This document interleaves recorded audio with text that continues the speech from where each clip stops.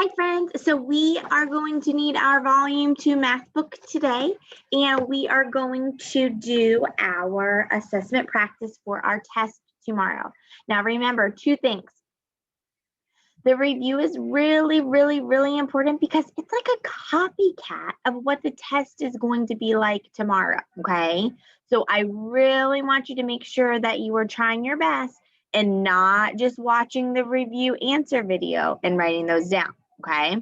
Also, that fraction sheet, I don't know where mine is at the moment, but you are allowed to use that today and on your test tomorrow, okay? The fraction bar sheet. Yes, actually, I found it. I never leave it too far behind, okay? So if you don't have this printed out, that would be a great idea to print it out. All right, while I'm sharing my screen with you, I want you to be finding page 523 in your volume 2 math book, okay? So remember, we will go over the questions that I want you to do, questions that I don't want you to do, and then you will come back on to check your answers once you have done all of the ones that are assigned to you, okay? So you are going to do number 1. You do not have to do number 2, okay? Yes, I want you to do number 3, okay? I want you to look at number 3. It talks about Jill and it talks about Owen, okay? So the first thing I want you to do is I want you to label whose number line is whose. That way it will help you answer the question, okay? So the first thing I want you to do after you fill in the numbers on the number line is figure out Jill had 2/3 and Owen had 2/8. Which one of these is Jill's? You could just put a J. And which one of these number lines represents Owen? You could just put an O, okay? Because the main question is who read more of the books?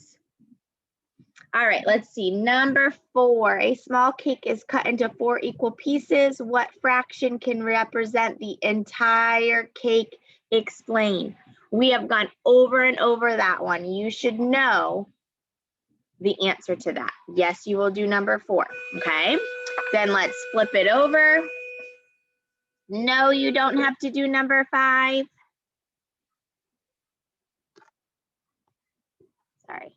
See if I can make it any smaller. Yes, you are going to do number 6. Now remember, on the test, a lot of times you guys are forgetting there's an A and a B. So you need to make sure that you are paying attention to that on the quiz, or sorry, on the review and on the test, okay? Yes, you do need to do number 7. Who ate the most, okay? And then explain how you knew. Remember how we talked about our secret trick with the numerators? If they're the same, we think the opposite, right? The smaller denominator is actually the greater fraction, right?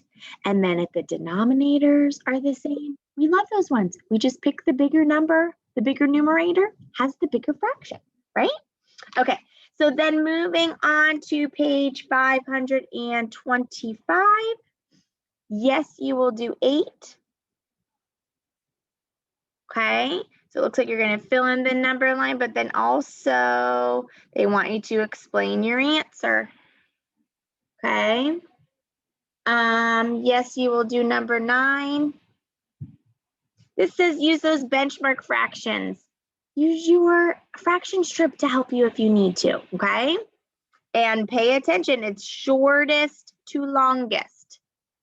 Shortest to longest. Okay, you should be writing this stuff down. All right, let's see, number 10, yes. Oh, there's an explain in there. No to 11. Okay, flip that baby over. Let's see. Yes to 12. Circle each fraction that's equivalent to 1. Explain. How do you know if a fraction's equivalent to 1 whole? You should know that. We've gone over that over and over again too. All right, let's see. Yes to 13. Use your fraction bar if you need to. And no to 14. Yes to 15.